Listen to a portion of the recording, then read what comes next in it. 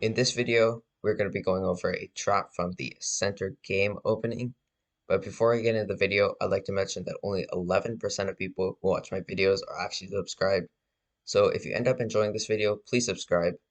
These videos take me a ton of time to make, and subscribing is the best way to support me. We are getting so close to 1,000 subscribers, and know that your support really means the world to me. With all that out of the way, let's get into the video. Now, I mentioned that we are going to be looking at a trap from the center game opening. This opening isn't very popular. However, every once in a while, you will see it in your games. This starts with e4, e5, and d4. White immediately pushes their pawn out to d4 to try and gain control. This is why it's called centered game. There are many responses. You see knight c6 a lot. However, the most common response is e takes d4.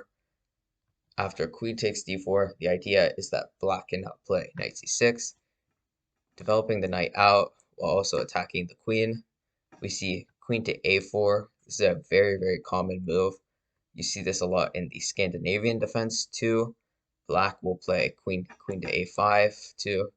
And the idea is that here, if black does play d6 or d5, then this pin will be strong.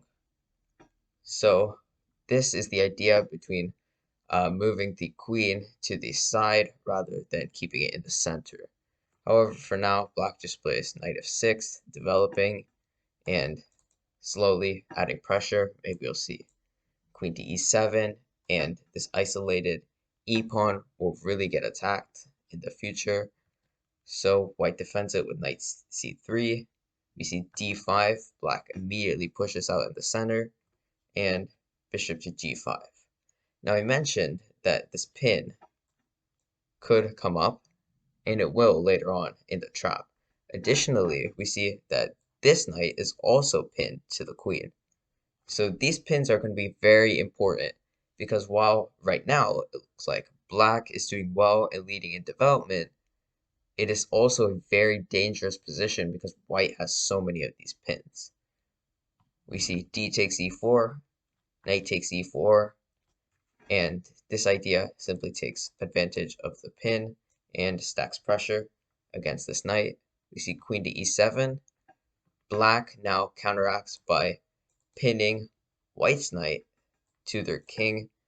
And here we see a very interesting move, queenside castle. Now, this may look strange at first, because shouldn't black just be able to play queen takes e4, and it's pretty much a free knight? Since rook e1 doesn't really exist, and this cannot be played because the queen is hanging. Well, there is a very tricky move that wins on the spot for white. I'd recommend you pause the video and see if you could find the move.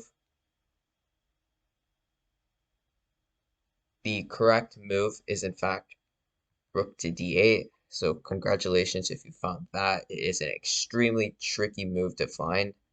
I'll go over why it wins, and that is simply because we can see that this knight is pinned, so the only two moves here are king takes d8 and king to e7. We will look at king takes d8 first. This is the most obvious, and the idea here is that this queen is now hanging, and white can play queen takes e4 because this knight is pinned. And this is very important, this pin, because it is an absolute pin. In chess, an absolute pin is when a piece is not only pinned, but pinned to the king, most importantly.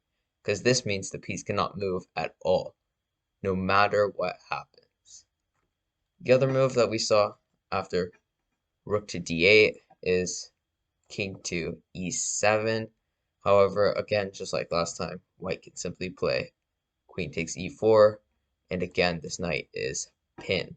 So this is very important. If we go back a couple of moves right here, when white plays rook to d8, the idea is that no matter where the king moves, whether it goes to d8 or e7, it will stay along this diagonal, and this pin against the knight becomes very strong as it is an absolute pin, and in the end, the queen will be hanging. I hope you guys enjoyed this trap. It is a very tricky move, and it is one of my favorite traps that you'll see in your games. Thanks for watching.